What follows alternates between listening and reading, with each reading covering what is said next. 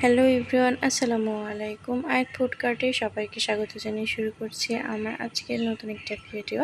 আজকের ভিডিওতে থাকছে রুই মাছ ভুনা। রুই মাছ ভুনা করার জন্য এখানে আমি বড় বড় সাইজের 4 পিস রুই মাছ নিয়ে নিয়েছি। এখন এর মধ্যে পরিমাণ মতো লবণ, হলুদের গুঁড়া, ঝালের গুঁড়া দিয়ে ভালোভাবে মাছটাকে মেখে নেব। এরপর মাছটাকে ভাজার জন্য প্যানে পরিমাণ মতো তেল দিয়ে দিয়েছি। তেলটা ভালো মতো গরম হয়ে আসলে মাছগুলো একে একে সবগুলো দিয়ে দেব। এরপরে মাছের এপিট ওপিট উল্টে সুন্দর করে লাল লাল করে ভেজে নেব। মাছ ভুনার ক্ষেত্রে কিন্তু মাছটাকে খুব সুন্দর করে ভাজতে হবে, তাহলে খেতে বেশি ভালো লাগবে।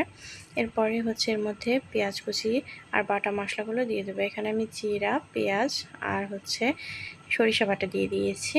এরপরে স্বাদমতো লবণ, হলুদের গুঁড়া, কিছুটা পরিমাণে ঝালের গুঁড়া দিয়ে মশলাটাকে ভালো মতো কষিয়ে নেব। মশলাটা ভালো মতো কষানো হয়ে গেলে ভাজা মাছগুলো এর মধ্যে দিয়ে মাছের এপিট ওপিট মশলার সাথে ভালোভাবে মিশিয়ে কিছুক্ষণ কষিয়ে নেব। ঠিক 1 মিনিট মতো, এর থেকে বেশিক্ষণ কষানো যাবে না, এতে করে মশলাটা পুড়ে যাবে। এরপরে পরিমাণ মতো পানি দিয়ে দেব। যখন ঝোলের পানিটা বলক উঠে আসবে তখন অল্প পরিমাণে ধনেপাতা ছড়িয়ে চুলা থেকে তরকারিটা নামিয়ে নেব। দেখুন মাশাআল্লাহ, মাছ ভুনার কালারটা কতটা সুন্দর এসেছে, আর খেতেও কিন্তু অনেক বেশি মজার হয়েছিল।